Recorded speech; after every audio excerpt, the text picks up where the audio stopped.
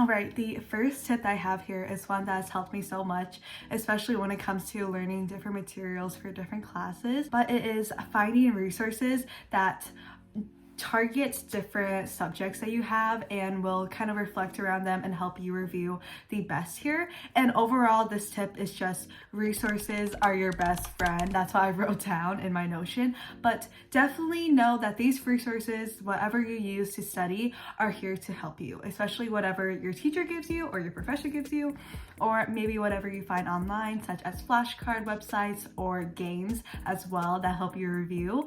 I believe that taking advantage of these resources are so helpful for me towards getting good grades on my assessments and my quizzes and all, because I know that I have reviewed already with the different techniques that have, you know, either targeted different areas, such as math, I will do practice problems, versus English, I will do flashcards if there's vocabulary terms or, you know, I have to remember what happened in a book. So definitely venture around here, maybe look up videos as well. As I just said, I gave some examples of what resources helped me, but I can definitely make a short in the video of more specifically what I do for different classes and different subjects that help me get the best grades in those. I also mean when you have resources such as study guides or extra credit, I know that they take a bit of time out of your day to complete them, but it will benefit you at the end of the day. Maybe whatever you review on your study guide won't be on the test, but at least you have that knowledge because it may be in an upcoming exam or it might help you in a future class. Another thing that I'm not gonna say taking advantage of because that sounds kind of weird, but I will say definitely don't take it for granted is your time. When you have time during school, when you have time during periods between maybe work and a club or a school or not school, or maybe when you have time in between school and work, a club, a sports, any event that you may have, definitely take that time to get some studying or some homework done as well. I know for me, I have about an hour and so after I get out of school to, you know, do whatever I want to do before I head to work. Most of the time though, I will use that to complete my homework and to get some studying in, because most often than not, later on when I get home from work, I'm going to be exhausted, more exhausted than I was before after I left school initially, and I might not be as motivated to do my schoolwork anymore. But since I just went home from school, I'm already in that mood, I'm already, have my high in there, then I will do my work then, so then that will be done for later and I don't have to worry about it later. During the actual school day, I will use my study hall times or especially in class time. But one thing that always helps me is getting my work done in class. Not only do you have your teacher there, so if you have questions, you can ask them like directly, because you're already in a situation where you are literally given the time that is designated towards completing work. So why not just use that time to get it done and then don't worry about it later. This can definitely help you with assignment portion of your grades if you have that a part of your grade. I know that takes about like 20% of my overall percentage score. So I know that if I want to turn in my work right away and not have any late or missing work, then I will get it done as soon as possible. And same thing with studying. If you use your time effectively, you don't have to spend hours on studying, as long as you get, the little pieces in between. I like doing shorter little study sessions with breaks in between rather than doing long ones that leaves my head all like jumbled because I just got too much information at once. Tip number 3 is one that has kind of been a practice for me and will definitely take some time as well. So this is building discipline. And what I mean here, and I'm just gonna explain it of how I have built discipline over time, is that whenever I'm laying down, like look at how comfy my bed looks right now. I just switched to a silk pillowcase. Like I want to lay down so bad. But I know I have work to do, so I will instead say, well, you know what? If I lay down now, I'm gonna be thinking about this work. I'm gonna be stressed out. Or later on, I am gonna be stressed out because I decided to lay down instead of getting my work done immediately. And then I'll just be stressed no matter what. Finding myself this has allowed me to just get my work done as soon as possible, as I said, using my time effectively. But I just get up and then I sit down at my desk like I am right now, and then I start doing my work. It sounds simple, but it does take time because it is so tempting to go for the easier option here, which is laying down and just worrying about it later. But then at the same time, you know that it's not going to benefit you super well when it's 20 minutes before your deadline and you only have half of your assignment done. Other ways that I have also built discipline is kind of remind myself my goals.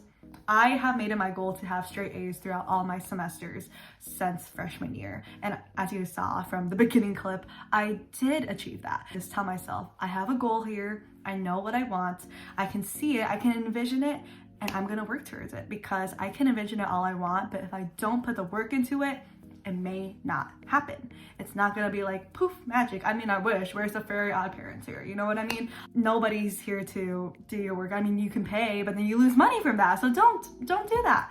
You can do the work. You got this. I believe in you. And if you build a little bit of study habits, if you use the past two tips of mine, you know, knowing you have the time and knowing you have the resources that can help you do better in your classes, then just do it. Sit down, go to a place where you know you can be productive at, and then get your work done. And just know that this will be hard at first and you might not enjoy doing it at first, but then you will eventually get used to it. My fourth tip is a little bit opposite of what I just said about building discipline, because I'm gonna say things like take breaks and blah blah blah, but it is so important to maintain balance. So that is my fourth tip here, which is create a balance for yourself and know that it is okay to not always be on a go go go mindset. I struggled a lot with this at the beginning of this school year actually, and I just remember I was just always like, oh, I just have to do this all the time. I always have to be productive and I'm not productive. I'm not being successful. I just always have to be go go go. And what did that did for me? That made me stressed out and sad and mad at everything. Like, I was so negative, and that is not what we want here. When I had this epiphany of I don't want to feel this way anymore, I can also enjoy these set of priorities while enjoying my own life, then I started to realize and work towards creating this balance of work, life, and rest. You know what I mean? Preventing burnout can be hard, especially when you have so much going on. But if you allow yourself rest, take breaks in between your study sessions, go out with your friends once in a while, eat dinner with your parents, and have some fun, then you will enjoy, you know, those little moments as well, because that can also be your drive towards completing your assignments. So you have to kind of shift things around. Maybe you won't study as often because you know that you want to bake a cake tonight, but that's okay. You would allow yourself to live life a little bit, because if you don't create that balance, you're just going to get so tired of studying all the time and it's not becoming fun anymore. You have to romanticize it in a way where you can enjoy studying while also living your life and enjoying the other parts that are outside of academics. This is my reminder to you and to myself, because I always feel like I'm in this loop of either I'm super productive or I just don't want to do it at all. But you just have to take some time into a little bit of everything. Not every day is going to be the same. You're not always going to be studying all day and then the next one you're going to be studying again. You may be going out with friends, or you may be, you know, doing work the next day and you don't have as much time to study, but that doesn't make you any less successful, or that won't make you any more successful later on down the road just because you lost a few hours of study time because you wanted to enjoy other parts of your life. My last tip, actually I'm going to add another one after, but this is going to be my last one, is to definitely also stay organized. This will go back towards my first few tips, but when you stay organized, you can keep track of upcoming tests, upcoming assignments that you have due, and then that can avoid any last minute, you know, cramming or having to copy off of other people. I've had some people call me before in the past, and I'm not, you know, calling out anybody, but I'm just saying, and don't be that person that you have to ask people, you know, can I copy off your assignment? Can I do this? Can I do that? Because you weren't organized enough to remember that you had that due later on. But if you stay organized, it can help prevent any, you know, forgetfulness and just remind you like, oh, I have this, I should make time for this later on. So ways I do this is have a planner. As you see, I have this one right here, this Hello Kitty one. I also have a Notion that I love using to also keep track of my day-to-day life and my priorities and what's coming up. And then I also like to use my Canvas calendar. My school uses Canvas and they have a calendar that some teachers post things, some teachers don't. Maybe set yourself reminders on your phone or have other notifications as well. Maybe have your friend remind you if they always tend to remember things. So this way you can avoid any of that extra stress, extra worry, and like that initial fear of, oh my God, I totally forgot about that. Because I know that there have been times where I wasn't organized and I forgot some things. While the other times, most of the times, I'm organized and I have everything turned in on time. Okay, so my last one. Like I said earlier, I reminded you to create a balance, but also the little things matter throughout this time of your life, including self-care, sleeping well, especially sleeping well. I know that I get so tired during the day if I only slept about 4 to 5 hours the day before. Treat yourself once at a time. Get yourself a coffee before you go to school if you can, or maybe, you know, go out to eat at lunch with your friends if you also have open lunch like I do. Just buy yourself a new notebook that's super cute, or one that was on sale but was also still super cute, or it caught your eye. Just those little things that can help the process be better. And like I said earlier, this goes back to romanticizing the whole process. The little things also account towards that. And that is it for today's video. I kind of kept this broad and up to your imagination. So definitely brainstorm on how you can use them to benefit you throughout your study journey. I wish everyone the best of luck, no matter what your dream grades look like.